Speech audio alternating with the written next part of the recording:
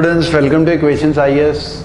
तो आज डिस्कस करेंगे इकोनॉमी का काफ़ी डायनामिक टॉपिक है फाइनेंशियल मार्केट। कई बार आपने सुना होगा कि शेयर मार्केट राइज कर रहा है या आरबीआई अपनी मॉनेटरी पॉलिसी लेकर आया है, रेपो रेट इंक्रीज कर रहा है, डिक्रीज कर रहा है, या आपने सुना होगा मार्केट में इंटरेस्ट रेट बढ़ गए हैं, घट गए हैं, इन्फ्लेशन आ गया है।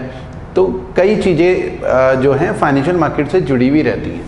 तो आज इसी को डिस्कस करेंगे कि फाइनेंशियल मार्केट में क्या क्या चीज़ें रहती हैं, कैसे कैसे इसको डिवाइड किया जा सकता है। फाइनेंशियल मार्केट होता क्या है? फाइनेंशियल मार्केट बेसिकली जब लोगों के पास सरप्लस कैश हो, मतलब जो लोग यूज़ ना कर रहे हो, मतलब लोगों की जो सेविंग्स हैं,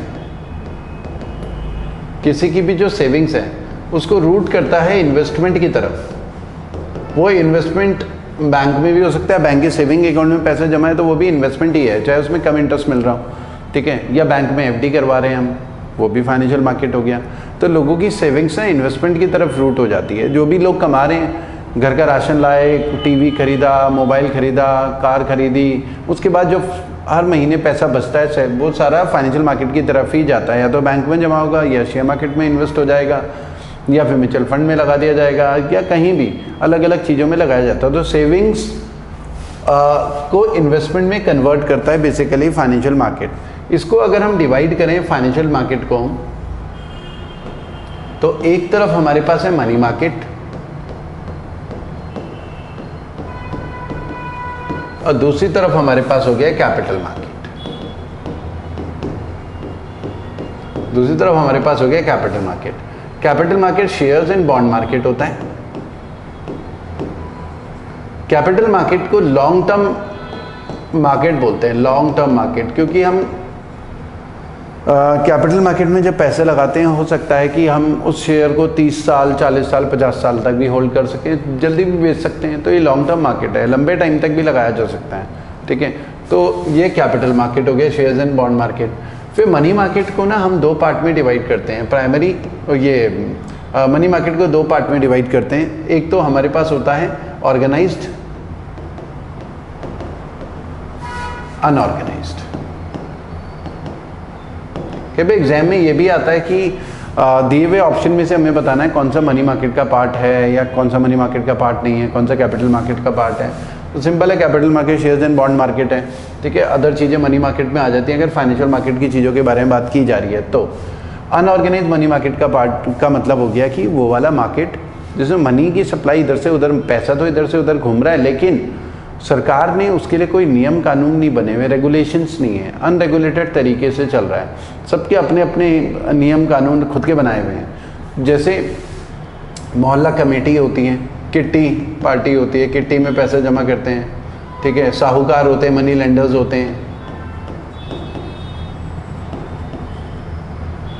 मनी लेंडर्स होते हैं, ठीक है। तो अलग अलग ये सब मनी लेंडर्स, किट्टी पार्टी या अलग अलग कमेटी सिस्टम होता है कई जगह।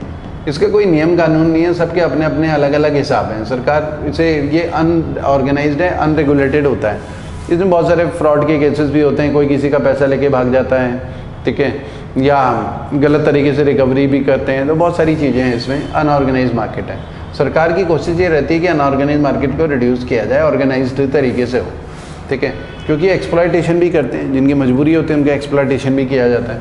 ऑर्गेनाइज्ड मनी मार्केट की अगर हम बात करें, ऑर्गेनाइज्ड मनी मार्केट में एक तरफ तो हमारे पास आ जाता है बैंकिंग। अच्छा, वीडियो को लाइक ज़रूर कर लें, केवल ऐसा नहीं कि आप केवल वीडियो देख रहे हैं, ना लाइक कर रहे हैं, ना सब्सक्राइब कर रहे हैं चैनल को। वीडियो को लाइक ज़रूर करें और चैनल को सब्सक्राइब जरूर करें। एक मोटिवेशन मिलेगा, हम आपके लिए फिर और भी वीडियोज़ लेकर आएंगे बहुत सारे, ठीक है, इन्फॉर्मेटिव वीडियो। आप कमेंट में भी कमेंट भी कर सकते हैं, ठीक है। और कोई स्पेशल टॉपिक में आपको वीडियो चाहिए तो आप कमेंट में लिख सकते हैं, मैं कोशिश करूंगा कि उस पर्टिकुलर टॉपिक में वीडियो बनाऊं, ठीक है। हाँ, तो ऑर्गेनाइज मनी मार्केट में बैंकिंग हो जाता है, जिसमें बैंक आरबीआई आ गया, जितने भी हमारे चाहे कमर्शियल बैंक, चाहे प्राइवेट हो, चाहे गवर्नमेंट हो, ठीक है, या फॉरेन बैंक जो इंडियन सॉइल में काम कर रहे हो, सारे के सारे बैंकिंग में आ जाते हैं। या फिर हमारे पास हम बोलते हैं non bank, non banking financial companies, financial companies, NBFC. इसमें बैंकिंग और नॉन बैंकिंग में सिमिलैरिटी क्या है? देखो, बैंक तो आपको पता ही है कि ICICI bank, HDFC bank, SBI, bank of Baroda, वो सब बैंक में आ गए। दोनों में सिमिलैरिटी क्या है? दोनों में सिमिलैरिटी क्या है? बैंक भी लोन देता है, ये भी लोन देता है। तो ये डिफरेंट कैसे हो गए? बैंक भी लोन दे रहा है, ये भी लोन दे रहा है, लेकिन बैंक ना डिपॉजिट भी एक्सेप्ट कर रहा है लोगों से, saving account, current account, chequebook, ATM वगैरह देता है। ये यहाँ पर सेविंग अकाउंट नहीं खुलते हैं, चेकबुक, एटीएम वो सब नहीं मिल रहा है, ठीक है। जैसे एग्जांपल लेते हैं Manappuram gold loan. Manappuram gold loan, अगर किसी ने ये नहीं सुना है, ये लोन वगैरह देते हैं, यहाँ पर सेविंग अकाउंट नहीं खुलता। तो बजाज फाइनेंस तो सुना ही होगा, बजाज फाइनेंस, बजाज फाइनेंस एक एनबीएफसी है, ठीक है, या मुथूट फाइनेंस, बहुत सारे हैं। यहाँ पर ना हमारा खाता नहीं खुलता है, हम यहाँ पर लोन वगैरह तो ले सकते हैं, और भी अलग अलग टाइप की एनबीएफसीज होते हैं, इंश्योरेंस कंपनीज भी एनबीएफसीज की कैटेगरी में आ सकती हैं, ठीक है। तो बहुत अलग अलग टाइप की एनबीएफसीज होती हैं जो कि पर्टिकुलर स्कीम के थ्रू लोगों से पैसा ले रहे हैं या वो कर रहे हैं। तो स्पेशल सेविंग अकाउंट यहाँ पर नहीं खुलता है। स्पेशल सेविंग अकाउंट वो बैंकिंग एक्टिविटी में आता है प्योरली। तो बैंक और एनबीएफसी में कुछ सिमिलैरिटी यही है कि लोन दोनों देते हैं, बस यहाँ पर सेविंग अकाउंट, करंट अकाउंट नहीं खुलता, यहाँ पर खुलता है, सेविंग एटीएम मिलता है, चेकबुक मिलता है, तो वो है। फिर हमारे पास आता है सब मार्केट। सब मार्केट, यहाँ पर सब मार्केट में हमारे पास एक तो कॉल मनी मार्केट होता है, कॉल मनी मार्केट।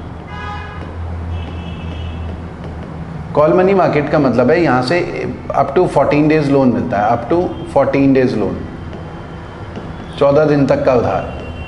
और इसमें भी दो चीज़ें होती हैं, एक तो कॉल मनी होता है और एक नोटिस मनी होता है। कॉल मनी 1 डे लोन होता है, 1 day loan, call money 1 day loan, और एक नोटिस मनी होता है 2 से 14 दिन का उधार, notice money. 2 to 14 days loan, 2 से 14 दिन का उधार जो होता है वो नोटिस मनी का पार्ट होता है, ठीक है। मतलब ऑर्गेनाइजेशन एक दूसरे 3 दिन का, 5 दिन का, 10 दिन का भी उधार लेती है, वो नोटिस मनी है। 1 दिन का उधार लेते हैं तो कॉल मनी, और ये पूरा notice money, call money market में आता है। उसके अलावा कमर्शियल बिल मार्केट होता है, कमर्शियल बिल।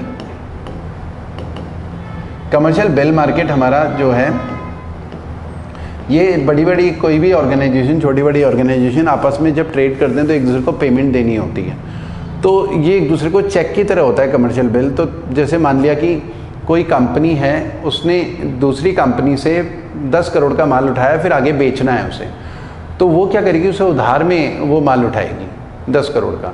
उधार में जब माल उठाएंगे 10 करोड़ का, तो वो उसे कमर्शियल बिल दे देगी 10 करोड़ का कि भाई जब मेरे पास पेमेंट आएगी तब मैं आपको पेमेंट कर लूँगा। तो इसमें ना 30 दिन, 30, 60 या 90 डेज़ का टाइम पीरियड रहता है, तो ये चेक की तरह होता है, ठीक है। उसके अलावा कमर्शियल पेपर होते हैं, कमर्शियल पेपर्स। कमर्शियल पेपर्स ना, ये कोई भी कॉर्पोरेट सेक्टर, रिलायंस, टाटा, बिरला, जब मार्केट से इन्हें पैसा उठाना हो, या तो बैंक से लेंगे या फिर कमर्शियल पेपर इशू करते हैं, 5 लाख के मल्टीपल में होते हैं, 5 लाख के मल्टीपल, 5 लाख के मल्टीपल में होते हैं। तो ये कमर्शियल पेपर इशू करेंगे 5 लाख के मल्टीपल में। इन्वेस्टर्स या अलग अलग इंस्टीट्यूशंस कमर्शियल पेपर में पैसा लगाते हैं, इनको एक तरीके से एक फिक्स्ड इंटरेस्ट मिलता है कि 9%, 9.5%, 10% ईयरली इंटरेस्ट मिल जाएगा कमर्शियल पेपर। तो सेम वैसे ही है कि जैसे हम बैंक में एफडी कराते हैं, वैसे ही हम बेसिकली यहाँ पर एफडी करवा रहे हैं कॉर्पोरेट सेक्टर में, बड़ी बड़ी कंपनीज़ के उसमें, वो थोड़ा सा बैंक के मुकाबले थोड़ा ज़्यादा इंटरेस्ट देते हैं। तो उनका एक तरीका है मार्केट से पैसा उठाने का through commercial paper. Similar type का, ये तो कॉर्पोरेट सेक्टर का, सिमिलर टाइप का एक सर्टिफिकेट ऑफ डिपॉजिट होता है, CD, certificate of deposit. Certificate of deposit क्या होता है, ये कमर्शियल पेपर की तरह है, लेकिन कमर्शियल पेपर तो कॉर्पोरेट सेक्टर इशू कर रहा होता है, ठीक है। सर्टिफिकेट ऑफ डिपॉजिट ना बैंक इशू कर रहा होता है, बैंक मार्केट से जब पैसा उठा रहा होता है तो कमर्शियल पेपर की तरह ही सर्टिफिकेट ऑफ डिपॉजिट इशू कर रहा होता है। ये 1 लाख के मल्टीपल में होता है, 1 लाख के मल्टीपल में। तो इन्वेस्टर्स या फिर जो इंस्टीट्यूशंस हैं वो बैंक को में कैश कम सर्टिफिकेट डिपॉजिट परचेज करते हैं, फिर उन्हें भी 8-9% करीब इंटरेस्ट मिल जाता है, ठीक है। तो ये सर्टिफिकेट ऑफ डिपॉजिट होता है तीसरा। ये 5वां, मतलब इनमें सब मार्केट में 5वां ट्रेजरी बिल, टी बिल बोलते हैं। ये तीनों के तीनों सिमिलर टाइप के हैं, बस ये कॉर्पोरेट सेक्टर इशू कर रहा है, ये बैंक इशू कर रहा है, और ये गवर्नमेंट ऑफ इंडिया इशू कर रही है ट्रेजरी बिल। तो मार्केट से पैसा उठाने का तरीका है ट्रेजरी बिल में। तो मतलब ये 14 डेज, 91 डेज, 182 डेज और 364 डेज के इशू होते हैं।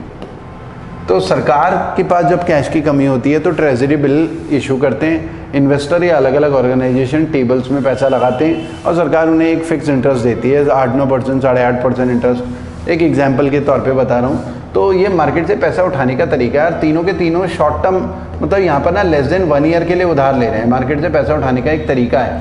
ये सारा का सारा ना मनी मार्केट का पार्ट होता है। Organise, unorganise, banking, non banking, सब मार्केट, इनसे ना इकोनॉमी के ऊपर बहुत इम्पैक्ट पड़ता है। फाइनेंशियल मार्केट किसी भी कंट्री में जितना स्ट्रॉन्ग फाइनेंशियल मार्केट होगा उस कंट्री की इकोनॉमी उतने ही अच्छे से परफॉर्म करेंगी, जॉब अपॉर्चुनिटीज़ क्रिएट होंगी, लोगों का स्टैंडर्ड लिविंग बढ़ेगा, मनी सर्कुलेशन मार्केट में बेहतर तरीके से होगा। तो ये हेल्दी सिस्टम होना चाहिए किसी भी कंट्री में, क्योंकि बहुत सारी एक्टिविटी होती है, किसी को पैसे की ज़रूरत होती है, किसी के पास सरप्लस कैश होता है, तो फाइनेंशियल मार्केट वही सब प्रोवाइड कर रहा होता है। कैपिटल मार्केट में भी हमारे पास दो होते हैं, प्राइमरी या सेकेंडरी। प्राइमरी या सेकेंडरी। प्राइमरी में बिल्कुल न्यू शेयर्स को जब खरीदने बेचने का काम होता है, बुकिंग के थ्रू ही होता है। आईपीओ और एफपीओ होते हैं, इनिशियल पब्लिक ऑफरिंग और फॉलो ऑन पब्लिक ऑफर। और सेकेंडरी हमारा ओल्ड इश्यूज़ के लिए एग्जिस्टिंग ऑनलाइन, जब हम लाइव मार्केट में शेयर्स को खरीदते हैं बेचते हैं तो बेसिकली हम सेकेंडरी मार्केट में डील कर रहे हैं। और न्यू शेयर्स मतलब कंपनी पहली बार शेयर मार्केट में आ रही, लिस्ट होने वाली है, तो एडवांस में बुकिंग होती है उसके शेयर की, क्योंकि शेयर मार्केट में है ही नहीं, वो पहली बार लॉन्च कर रही है शेयर।